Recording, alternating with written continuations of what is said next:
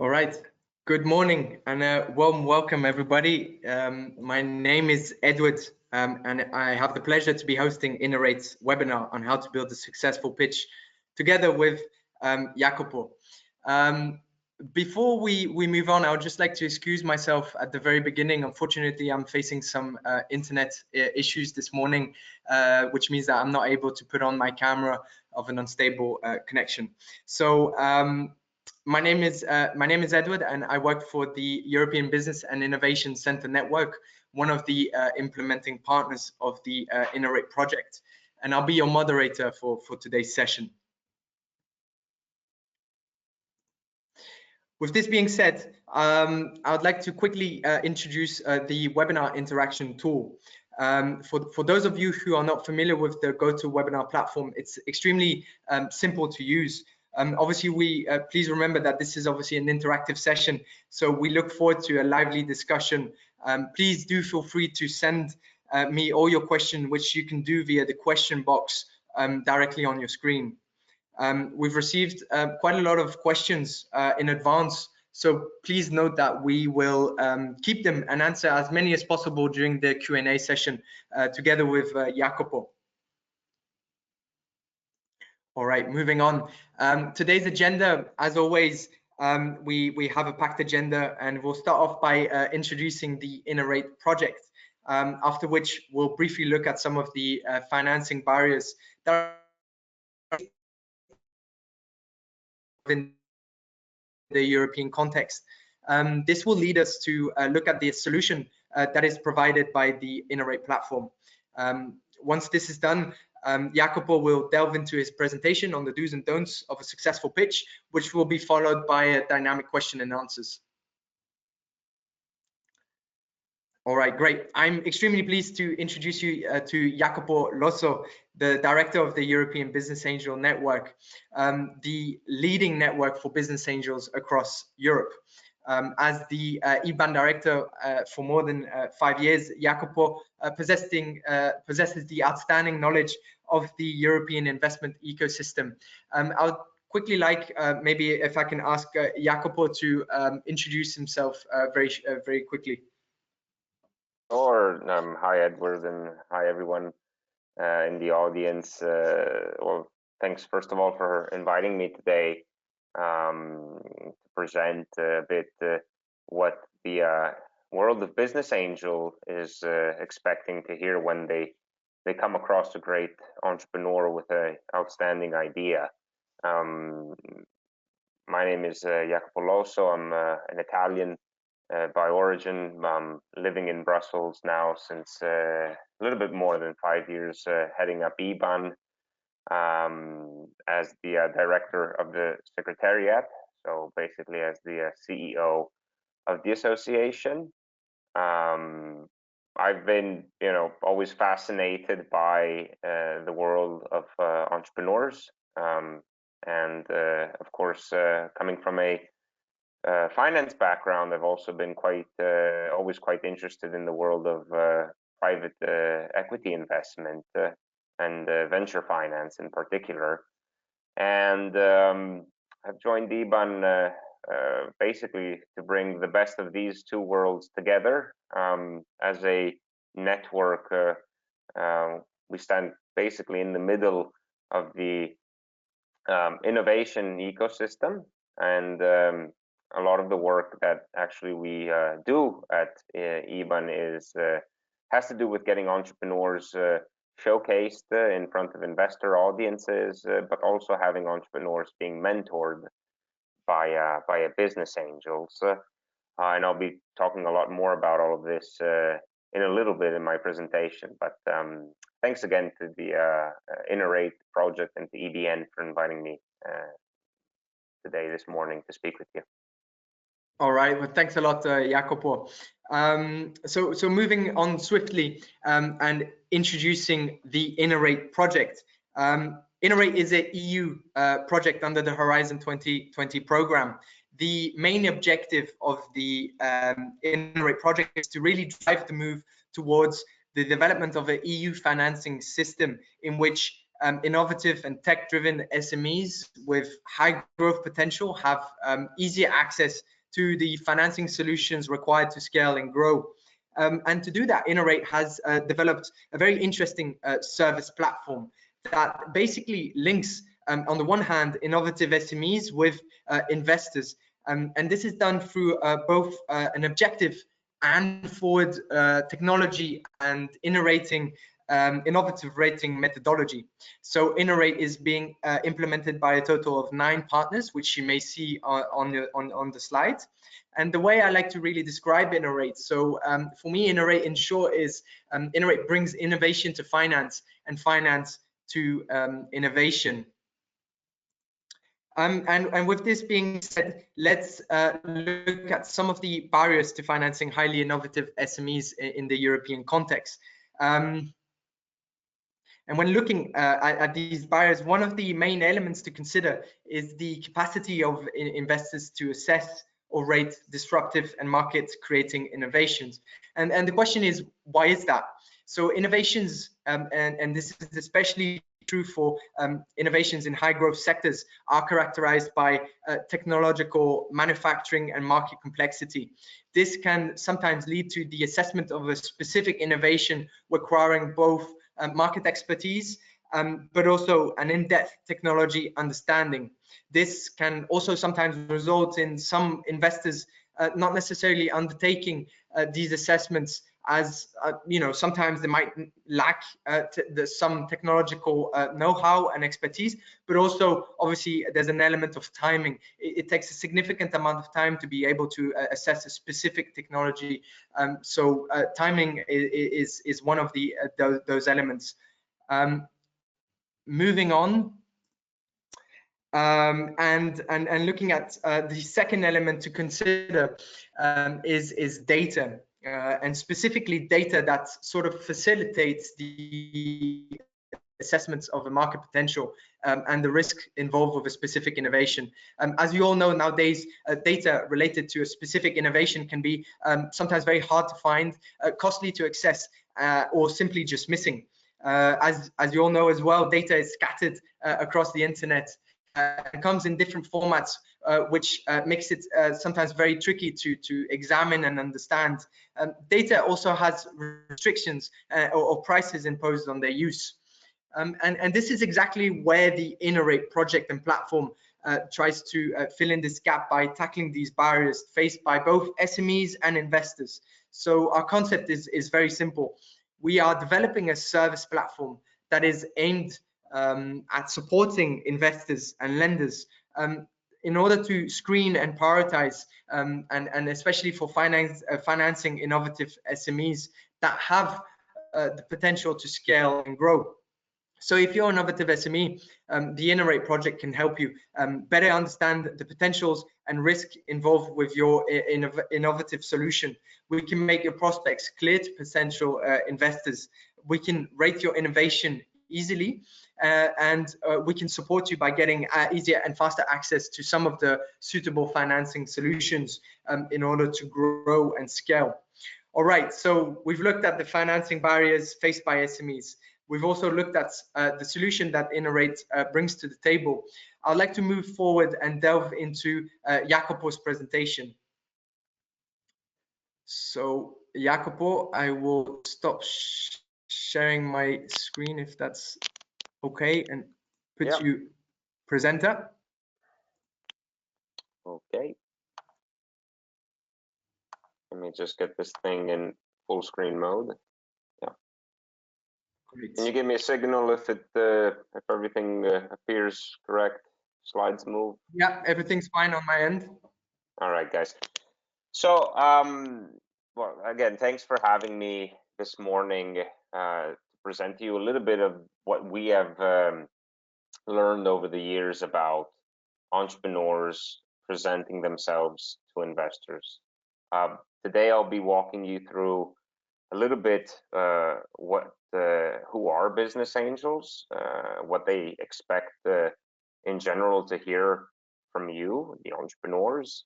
And the second half of my presentation will be a little bit more towards how you can grasp their attention and then have productive meetings afterwards to go more in depth with your requests for funding, and in particular investment in the equity of the companies you are owners of. So before I do that, just 2 words on EBAN. We're a trade body, a trade association, started roughly 20 or so years ago, with a lot of support also from the EU. We were initially actually started to allow technology transfer between research institutes, universities, and the market. And at the time, the Commission felt that the best people to do that were actually the early stage investors, and hence the development of EBAN.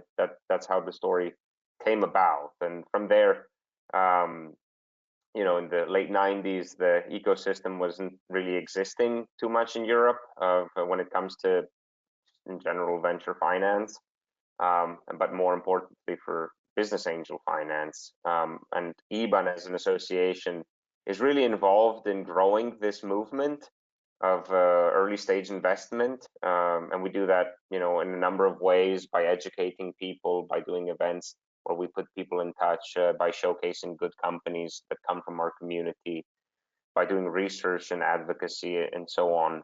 Our network, we are primarily made up by business angel clubs, typically investors, angel investors as individuals find it is much more efficient, and also helps to mitigate and reduce their own investment risks if they invest through groups or syndicates or networks.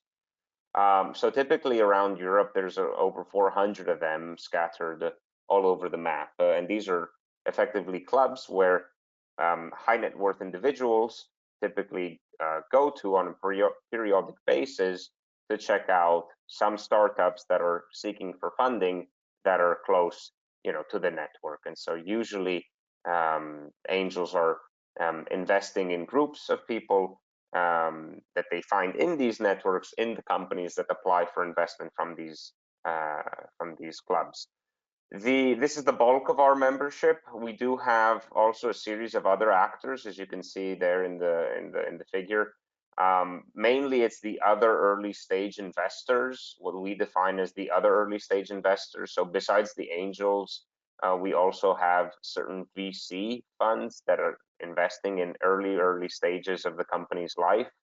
We also have some family offices that are, you know, doing basically the same, that are also part of our network. We have, in the end, also some accelerators that typically, you know, host you and mentor you in exchange for some equity in your company. We considered also those our other early stage investors, and then some, let's say, more modern ways of investing, so such as crowdfunding or electronic exchanges and so on, are finally also part of the EBAN community.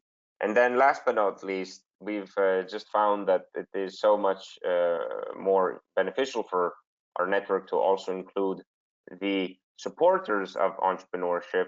So we also include in the EBAN community key governmental organizations such as chambers of commerce, but also such as departments under the Ministry of Economy, or departments that are part of the in general innovation related work governments do. We also include those actors in EBAN. And our network is quite broad. We are mainly in Europe, but through a series of partnerships, we basically reach all corners of the map of the world. And in a nutshell, just again, what I was mentioning earlier, as an association, we're mainly here to educate the audience, to raise awareness about angel investment in general. We support, of course, our members in helping them to do cross-border investment, but also building relations with other peers in the community. As an association, as you can imagine, a lot of the work we do is based off of market research and data and studies we conduct. So that's a pretty big area of activity for us. And then I didn't say it, I think, earlier, but we are based here in Belgium, in Brussels, for a reason, and that is because as a trade body, we are representing the investor category, raising awareness in front of policymakers about the good work that early stage investors do, and then ultimately advocating for more investor friendly policy at an EU level, but also very much supporting our members, locally speaking, in their member states, in the countries around Europe, in also doing that kind of advocacy work for the category. All right, but who cares about EBAN? We're really here to understand about the business angel. So we need to first understand what kind of animal we are talking about. So a business angel is typically, and I use the word typically because as always there's some exceptions, but normally is a person that has an entrepreneurial background in a previous life.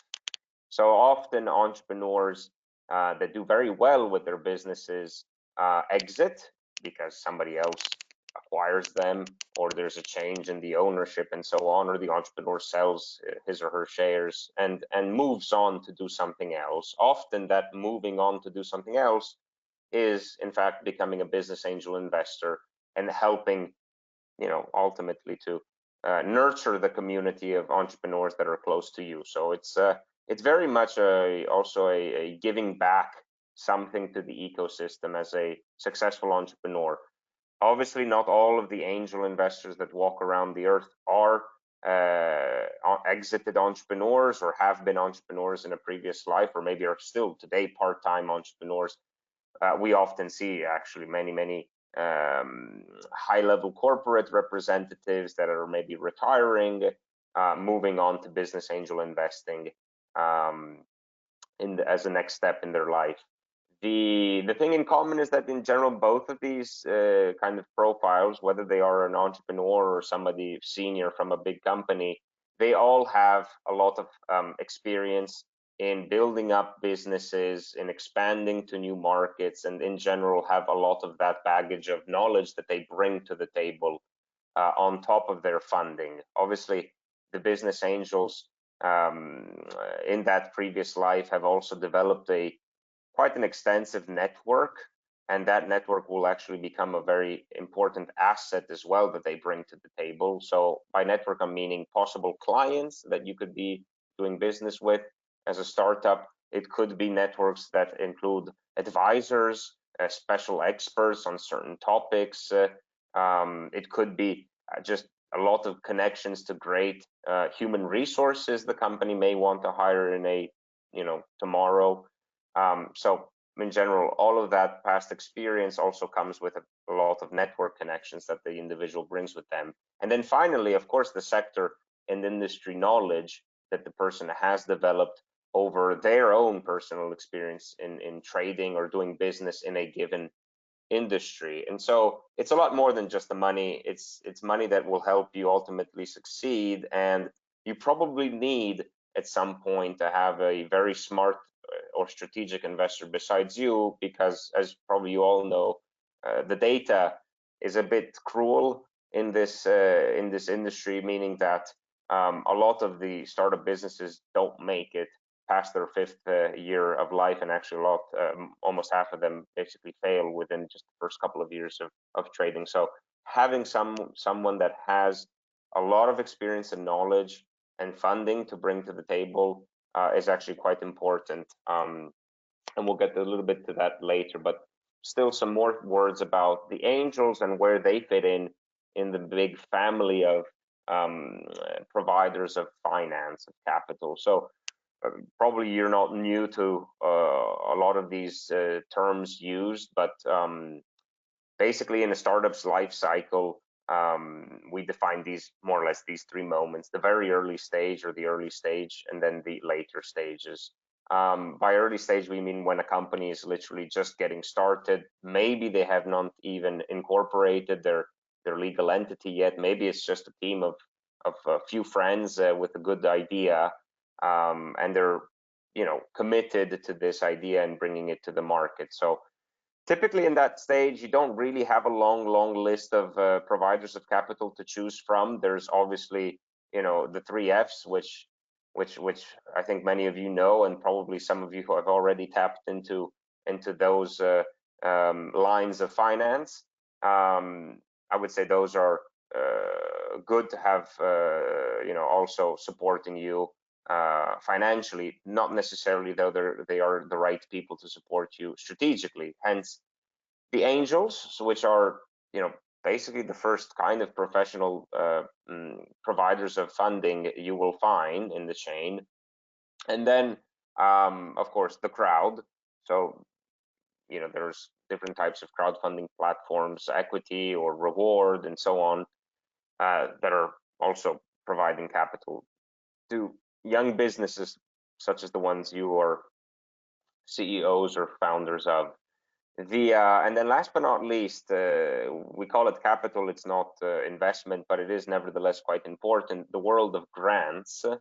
Grants, for those of you that don't know, is non-dilutive funding.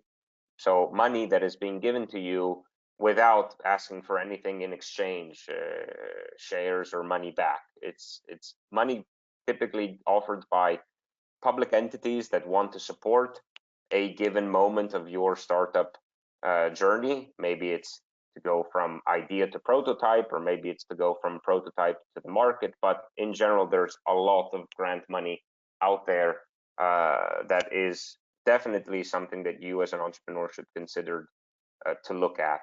If I just may say one last thing on the grants, I would say it has been, it is an incredibly competitive space, such as also finding finance, of course, but securing grants is not only just a very competitive space to be in, but it is also a space that can be incredibly, how can I say, boring for you as a founder to be in, because you will be stuck with probably a lot of paperwork, proposal writing, and things you don't really feel too good about, or that are like in your natural set of skills. So the only recommendation I want to make to you guys is that if you do want to look for grants, take a moment to scout these, of course, but then try to work with somebody professional that can help you submit your proposal, so you can focus on other important stuff and not focus on paperwork and things like this. And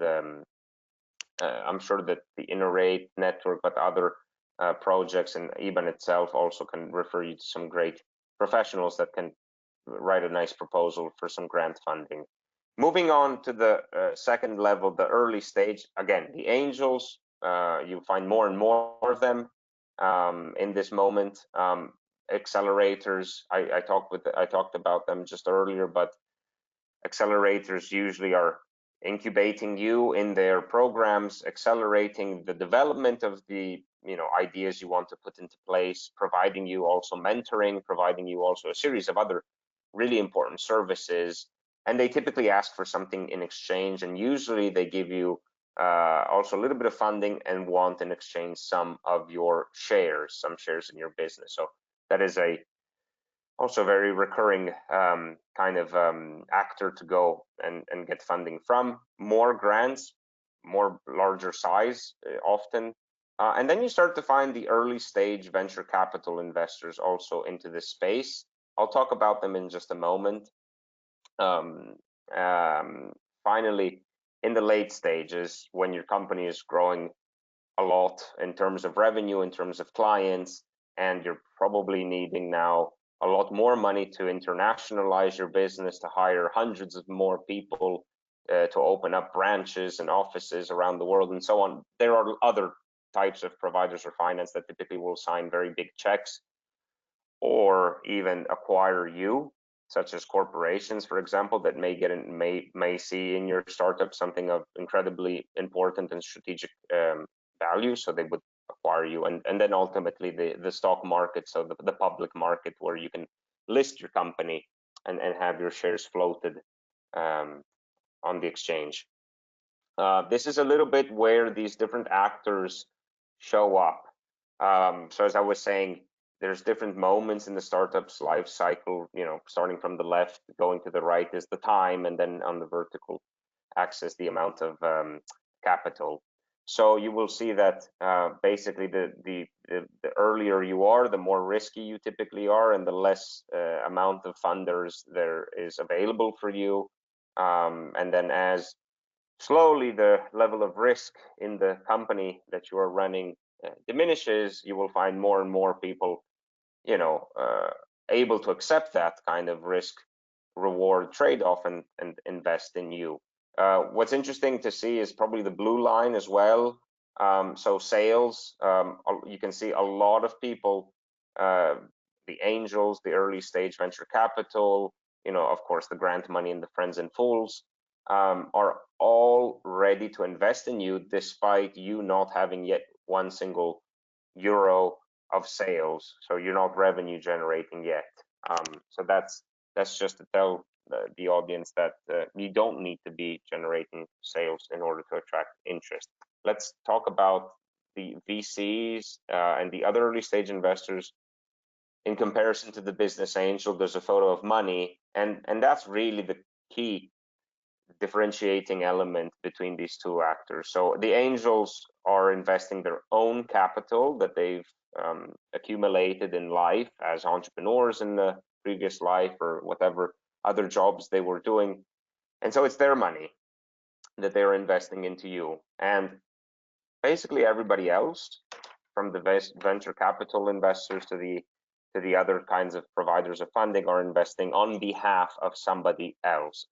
This is quite important, and you'll find out shortly why. The business angels, what do they look for? I usually just mention 4 main things. The list I will show you soon will have a few others, but I think there is one main, very important thing that is basically like a prerequisite or a precondition that you need to have as an entrepreneur, and that is the passion for the problem you are addressing in the market. Typically, a lot of startups are trying to overcome an issue, a problem, solve a problem that exists in a market.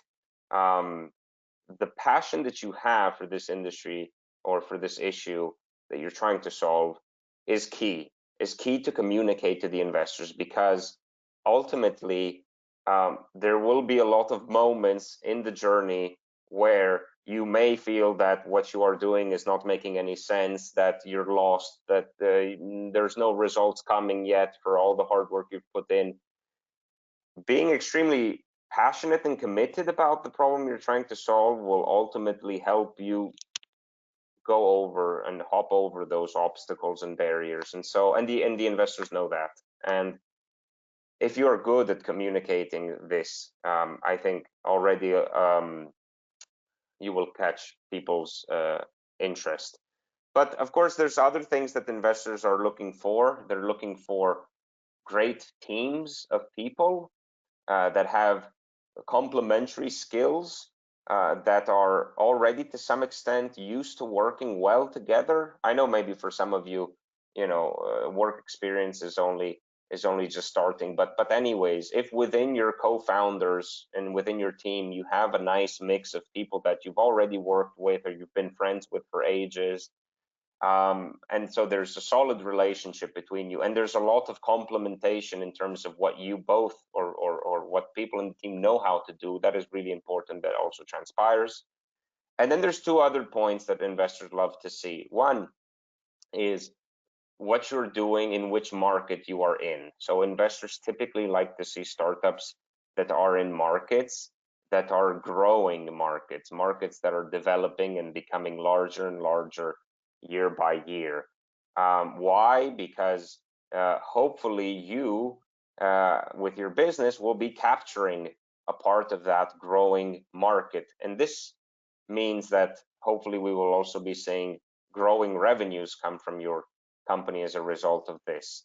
And of course, a market that is not just growing, but that is hopefully also big enough, at least for many competitors such as you to be in.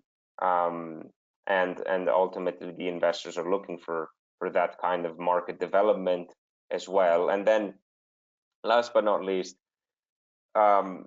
a lot of you are doing business in deep science and deep tech, I understand. I think it is really key then to communicate to the investors what is so unique and special about the technology you have come up with, and hopefully also if that technology is something that is defensible, if that is technology that can be protected, by intellectual property, or if not protected by intellectual property, by trade secret, but that it maintains an edge in the competition because it is so unique and special.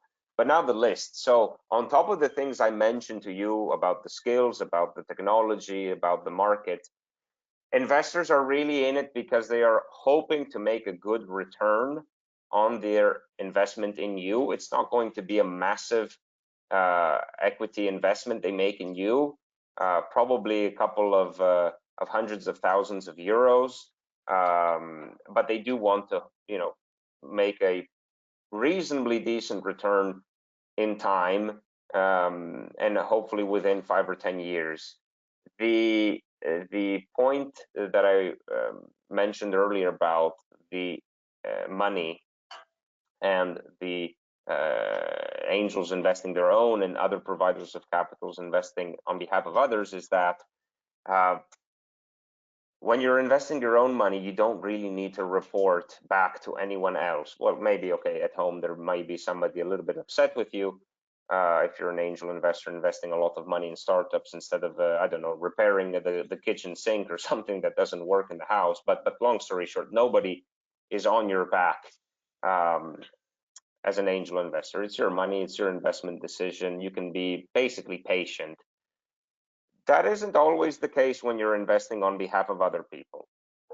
Other people may be expecting a good return from you. Other people may be expecting that their capital is quickly invested in a lot of companies, and hence having an angel on board is not just a smart thing to do, but it's also, you're bringing on board somebody that is patient and understands that results take time, and it doesn't ultimately start to force you or push you to move quickly and to start to develop or grow much faster than the pace you are already running at.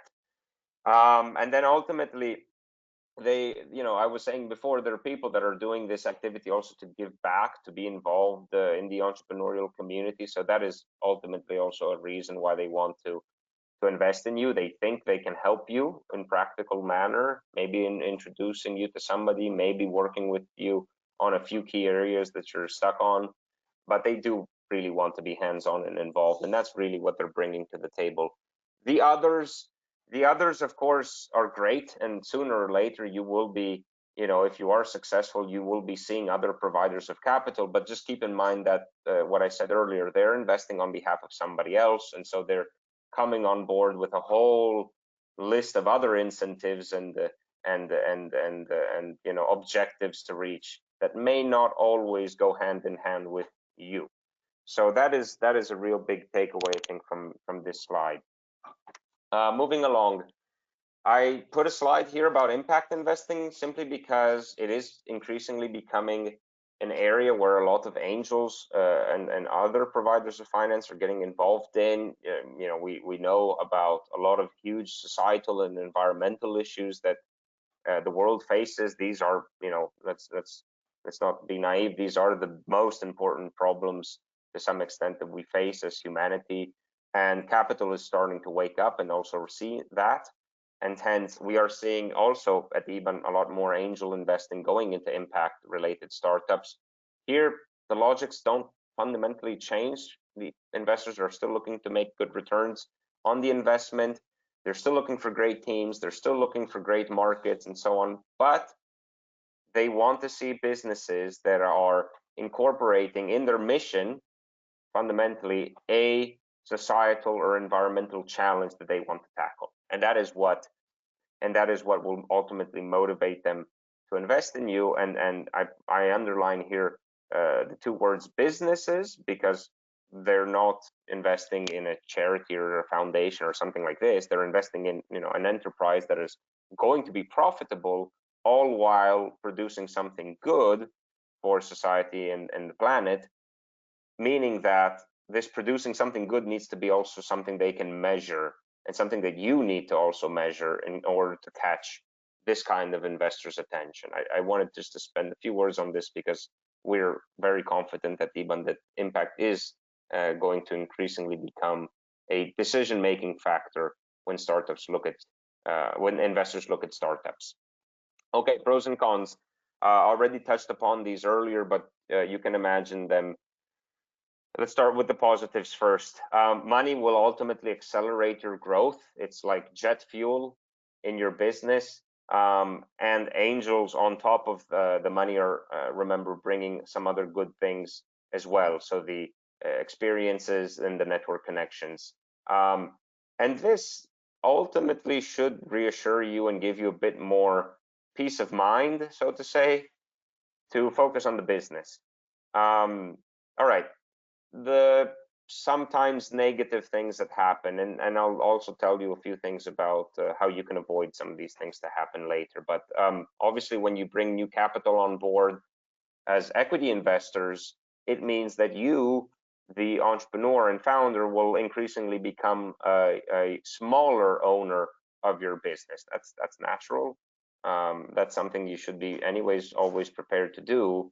But it is important to always remember that every round of investment you will raise will ultimately come with a dilution of your ownership in that company. And so you have to be a little bit careful here about how much you decide to give away and when in the when in the process of raising money. I think the most common mistake a lot of entrepreneurs do is that they give away way too much equity in the first round of capital, in the first round that they raise.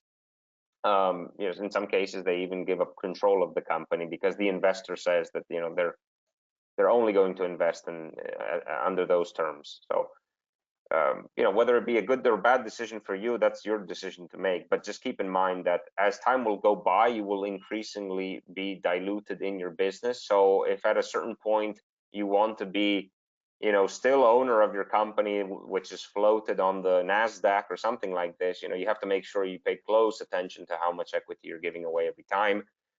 And that is because a lot of things can happen as a result of that dilution, control changing hands. Maybe it's the board now of shareholders that is owning the company and deciding and calling all of the shots, meaning that you as an entrepreneur may start to feel a little bit like, somebody else is running your business and stealing your idea or changing it, or, going in a direction that you never really wanted ever to go. And believe me, we have seen a lot of entrepreneurs basically resign from their roles of CEOs because of that situation of loss of control in the company.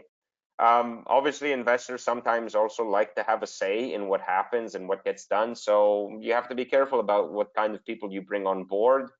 You want always feedback, even if it is negative. It's always constructive. At the same time, we always need to manage a bit the personalities that we bring to our company, the types of people that we bring to the company, and make sure interests are aligned between yours and providers of investment. And already there, a lot of things can disappear, bad things can go away. All right, now a bit the bulk of the presentation and what's really supposed to be of interest to you. So the valley of death. I start off with this slide because I believe this is probably the moment you guys are stuck in. So I'm not talking about driving around in Arizona or being in some kind of a desert where you literally starve or to death or something like this. I'm talking about this graph here, which is the moment your company is probably in at the present time, whereas you have zero revenue, mostly only costs in your balance sheet, and it's still the very beginning of this journey. Angels, seed finance in general, the good old family, friends, and fools are always there for you, but they're also the basically the only options you start to have. I didn't put crowdfunding in here because I think that's a whole separate kind of other provider of capital. But just focusing on the people that invest in you in equity, they're investing in you in this particular phase where you're mostly just losing money. You haven't yet gone out to sell your product or service in the market, and you need some funding to get to that point of break even. here's a bit of a zoom into the Valley of Death and what it looks like. And this is actually applicable to companies that are in science or high tech kind of related. So the Valley of Death typically starts off with something like a research project doing quite well or discovering something amazing, and then the researchers or the people involved in that project decide to spin it out of the university some way or another, and then start the business as something that they own. That's usually where the Valley starts, and you can imagine all the costs that come to that come into play when you start a business. And then going to the right, you see the other kind of key moments, key milestones that typically happen in the Valley of Death. Launching the product is for example a very important moment, and actually that is the product launch is usually that key moment that a lot of the angel investors like to be in. So they don't really like to be way too much into the beginning of the Valley of Death, because there's sometimes this valley can last 5 years or even more. So they don't want to be way too early in getting involved with you. Also because, as I was mentioning earlier, there's other providers of funding, like the government, like the grants that I was mentioning earlier, that can come into play here. So, but they do like to be with you still pretty early, and usually when we are ready to commercialize and bring the product to the market. And there's a lot of funding you will need to do that, hiring sales agents and you name it, production and you name it, that come into play. So they are funding that particular moment in the Valley of Death, or everything that happens to the right of it, like the commercialization phase, which means you're already selling maybe in one city or one country or region, but now you want to go a little bit more like national wide with your business. So they're funding these kinds of moments, and then ultimately sales start kicking in. Sales grow after a couple of years. That sales grow. Hopefully they're a bit better than your costs, and then you are finally out of this Valley of Death, which reaps a lot of victims, by the way. I think those 75% of people that don't make it in the first 5 years are mainly dying right here. So how do you survive? Well, technically and legally speaking, don't run out of money, because if you do run out of money, probably there will be some employees that will be upset with you after a little bit of time, because they're not seeing their salary being paid, and they may go to court. Probably also your suppliers may actually bring you to court, because you didn't pay that bill, you didn't pay the other bill.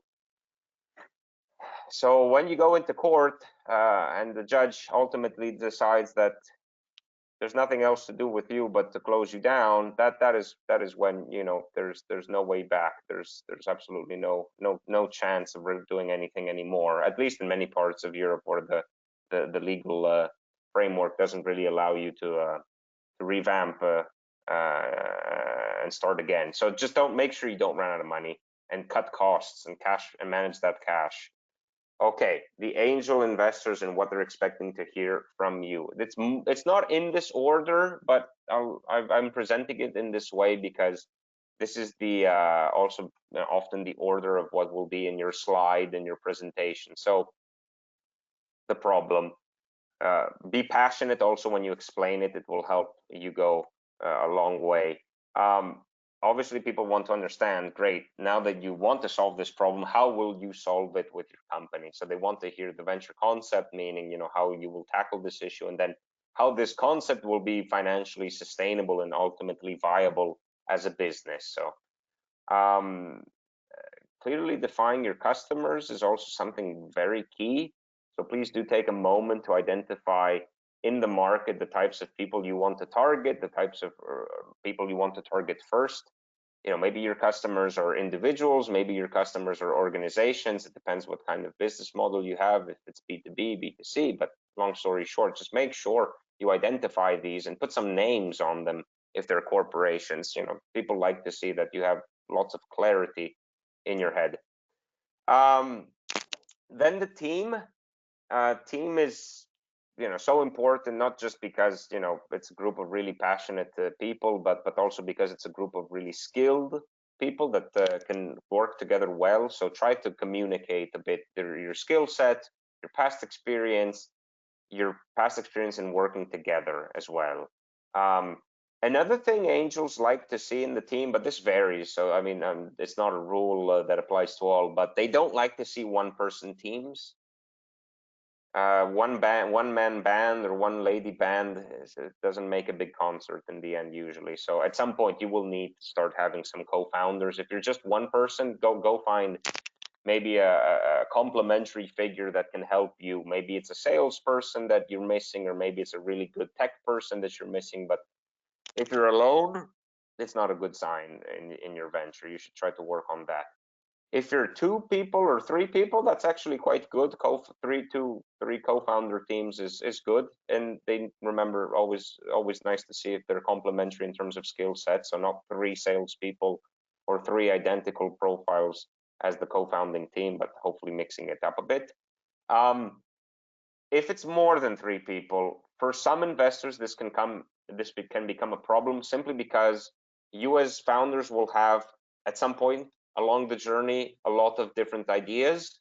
The more this group is large, the more there is a chance that we lose one of the co-founders at some point, because it becomes like, the majority of us want to go this way, and the minority needs to either embrace it or leave.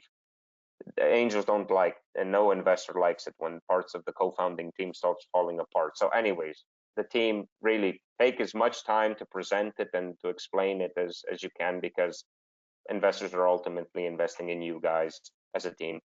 The uniqueness of your idea is a huge factor, but also how it is keeping the competitive edge in the market. That's a really, really important thing to try to argument. So explain as much as possible why your innovation sets you apart from the pack, sets you apart from the competition. And please talk about your competition. And even if it seems like there isn't any, just please work and try to find other companies that may end up being in the same area as you sooner or later. So not direct competitors, but indirect competitors is really important. And please never say that we're the only thing and there's no competition. Please don't say that, because it will immediately signal to the investor that you have not done your homework properly. And the investor will probably even tell you, you're startup number 7, I see, in this space. So come prepared on the competitive landscape. Come prepared also with your numbers. So points 8, 9, 10 are basically all related to presenting your numbers, and we'll get to that in a moment. And then if there is a number that's really important, it's this one here, the customer acquisition cost. Basically, how much money you spent to acquire one new customer, and how much that one new customer is worth over its lifetime of interaction with you. Very important to make sure that customer lifetime value is much larger than customer acquisition cost. Otherwise, you don't have a business. And then ultimately, the last piece of information, but not last in the order of importance for the investor to hear, is what their possible new return will be over time, and how they will exit, or how you together as founders will exit from the company. Maybe it's you've identified a big corporation you will sell to. Maybe you will want to say that you're taking this company all the way to IPO, but they want to hear what their possible return on investment can be. Remember, they're investing not just because they like you, but because they're hoping to also make a decent return from their investment. I come back to the slide of impact. If you're doing something that has the deals with impact, this isn't new information for you. And impact investors basically use this as one of their key decision-making tools. So if your company is answering to one of these 17 goals, that's already a big check on the list that they can tick off.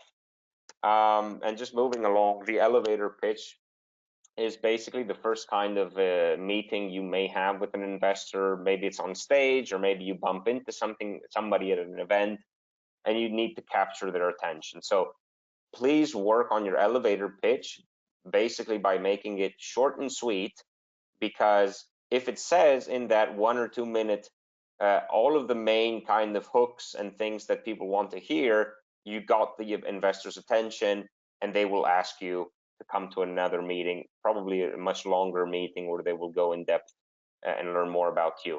So here's my recipe for the elevator pitch. It has 6 key ingredients that you see on the left, and ultimately it's nothing new, but just articulated in the kind of recipe on the right side of the screen. So I'll give you, of course, the slides for this. If you haven't yet an elevator pitch, this is a great, basic thing to use. You can customize it. You can put, you can put the accent and the underscore on a few things, but this is basically a good 1-minute pitch that you can rehearse, practice, and it needs to come through with passion again to make a mark, to make you stand out.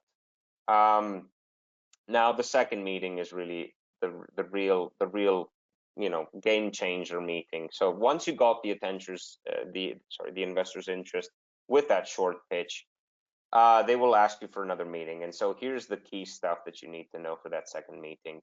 So the numbers.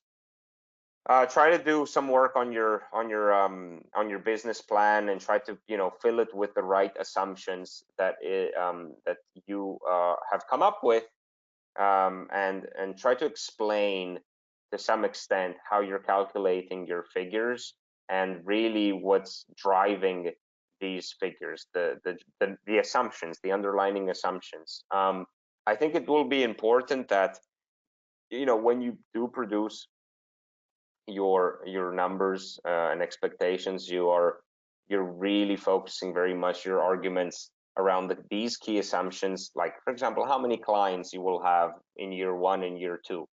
And angels like to see you thinking about in practical terms how you will get those extra 100 clients next year, and what kind of costs you will incur in to make that revenue goal possible. So these are the kinds of things that the investors want to see, and they want to see your thought process. Please don't pay a big 4 company to do this for you and just give them your numbers or tell them to make up a good business plan for you. This needs to come from you. If it is from somebody else, in 5 seconds an investor will find that out in the meeting, and they will say, looks like this guy or girl in front of me isn't really on top of their game when it comes to their business plan. So that's important. And by the way, any materials you bring to your first real meeting with an investor, they're not the same slides you were using when you were pitching on stage at the event. So don't just give a long list of pictures and stuff like this, because nobody can make any sense out of that. Try to do slides like mine, very busy, lots of stuff on it, because investors need to know a lot of stuff. Okay, financial projections, I spoke quite a bit already about this stuff, but really the assumptions, be prepared to explain them as best as you can, because on the right you're seeing them popping up now. These are the types of questions you will get. So where can we be in terms of profits in the coming years? No one will believe that we will adhere to those projections. Nobody, not even in 1 year they will believe it. So don't worry if what's on paper doesn't happen in reality, but do worry about how you motivate and put your numbers in these kinds of charts that you show to people, and explain those assumptions as much as possible. Especially explain what any kind of huge increase or decrease that you have in your projections, and people will want to know why about that. And then last but not least, if I can give a good recommendation here, is to be prepared to explain also the burn rate, how much cash you're using up each month to pay bills. That's really important, because it will ultimately also be factored into your ask. Try to always ask for a couple of, at least a year or so of burn rate, as an investment. You will be thankful to have that money at some point. And then ultimately also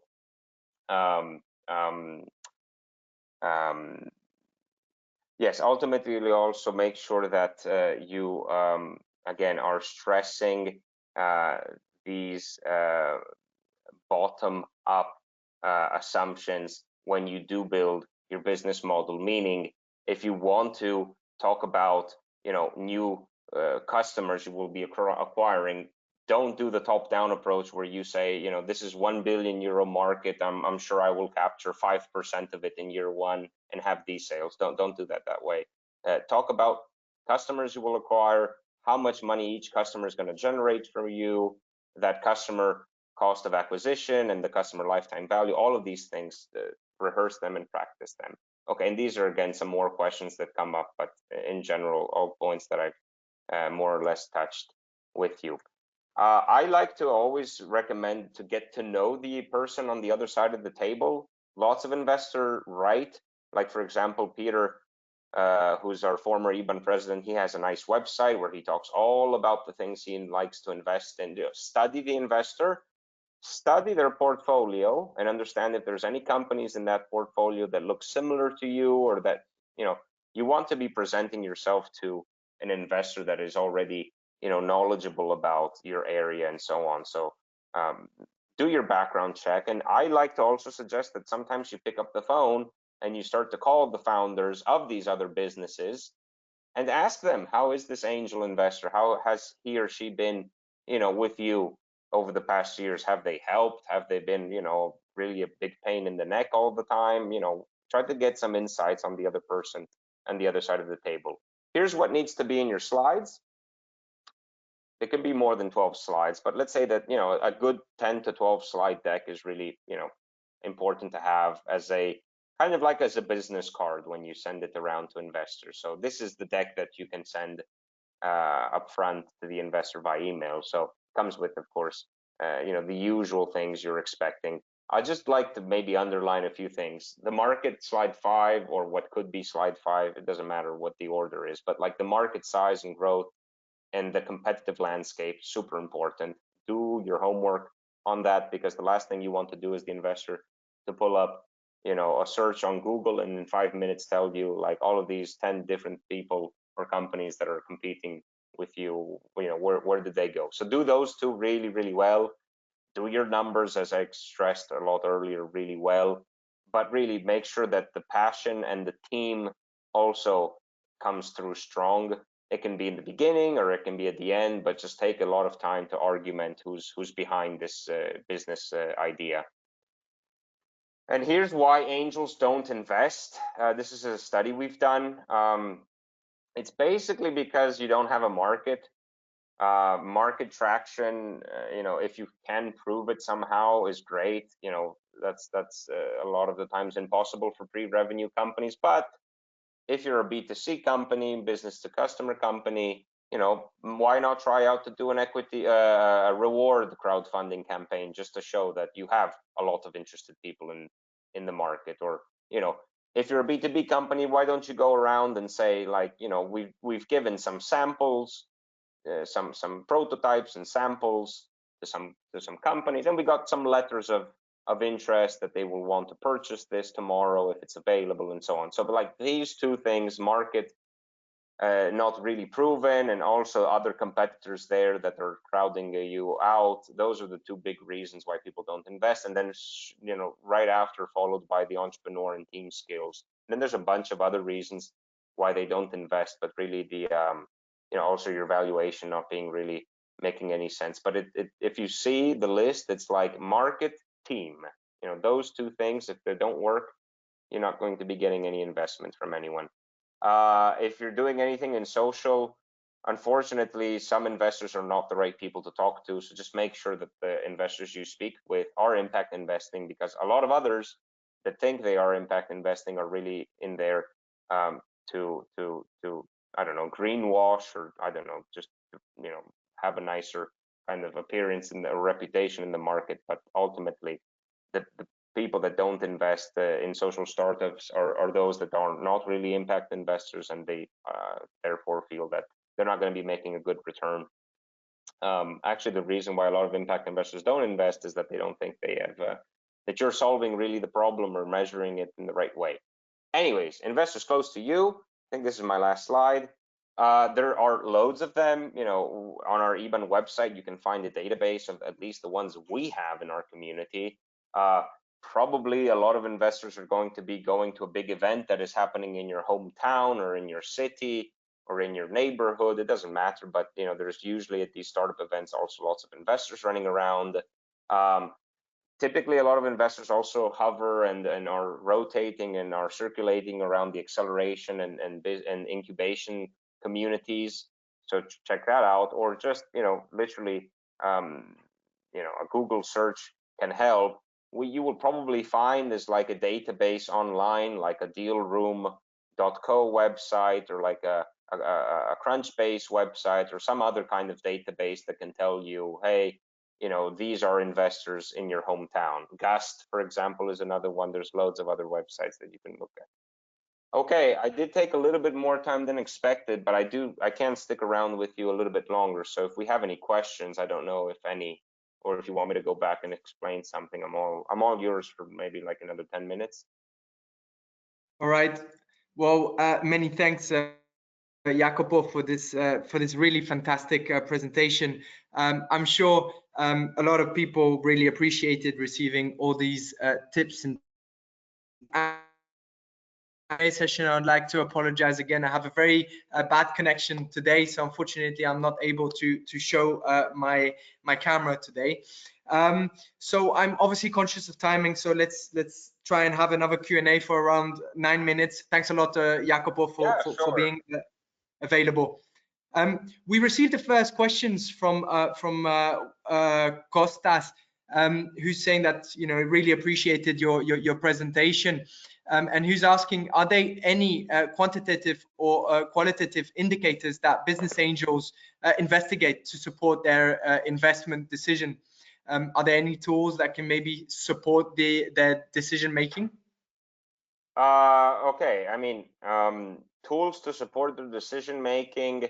So a lot of investors sometimes use a checklist, what they call their investment criteria.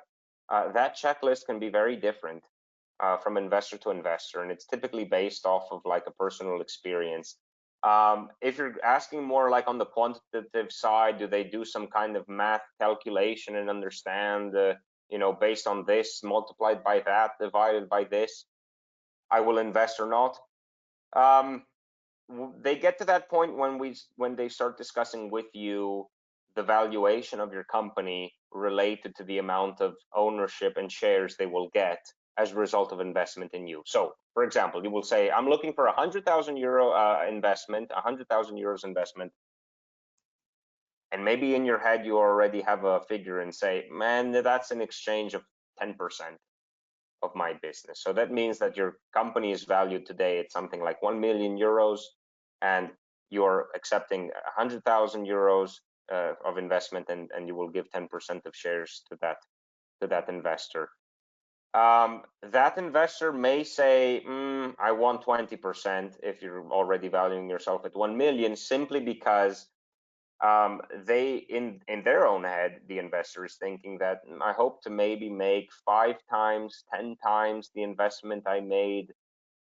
The 100K maybe in 10 years can become 500,000. So and they do some math calculations, which is based on a method called the VC method, whereby they basically take your ask, they take your valuation, they take the expected return they want to make, and they mix these figures up into a formula that spits out a result that says, if you want to make more or less this kind of return with your capital invested, you should ask the company X% of ownership. So that is one point. But then other metrics, I mean, honestly, your business plan doesn't really mean way too much in terms of the figures that they will use. To some extent it will, but they will be kind of picking it apart a bit and trying to question the customers you will have and how they will grow. And they want to know this customer cost, customer acquisition cost, and customer lifetime value. Those two things are pretty important. So if that answers your question.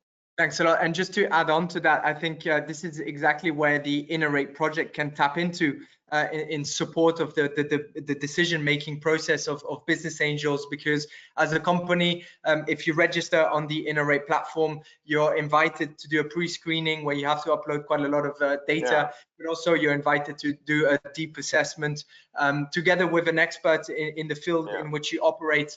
And one of the outcomes of this process is a report that details all the necessary data so that the business angel or the investor can make a sound decision making. So for the companies out there wanting to be able to get access to such a report, I would really suggest you register on the Innovate platform. And with this being said, maybe we can move on to the next question. I have a question from a company who says, we're currently raising capital closing in December to enter the European market with a medtech company with a disinfection technology. Could you recommend the best people groups to make contact with European investments? Yeah, I mean, easy. So if you go on the website of EBAN, you will find one of our members, which is a dedicated angel network in health, broadly speaking. So they're called Angels Santé. Angels Santé. They're based close to Paris, and are the largest investment network funding health-related companies. So have a look and just Google Angels Santé or Health Tech Business Angels Europe, and you will find probably they will pop up among the first. Thanks, Jacopo. Also, I'm receiving questions, asking for the slides and the presentation to be, if made accessible. Everything is being currently recorded. We'll be uploading it on the Innovate website in a couple of days, so please keep an eye out. Moving on to the next question.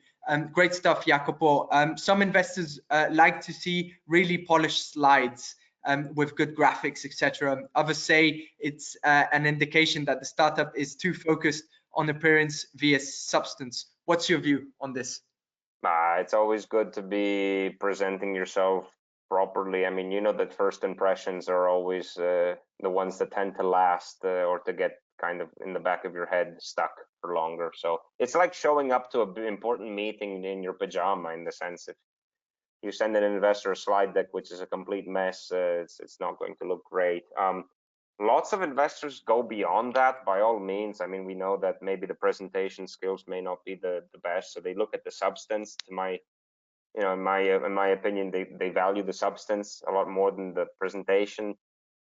But having very poor presentation skills does start to raise some questions about, how are you as a communicator? Are you the right kind of, person to sell the company to the public? Maybe we might need to bring in the team somebody else to, make up for your shortcomings there. So yeah, that's kind of right. Jacopo, one last question, and then we'll conclude this this webinar. Should my pitch be delivered differently if it's virtual? And is there any specific tips for virtual pitches in general? I think this is a very relevant question considering the context in which we're currently all in. Well, not really. I mean, we've been doing a lot of online pitching way before we all knew what coronavirus was. So not really. Present, rehearse yourselves a lot. When you're online, usually it's even more difficult to keep people glued to the screen.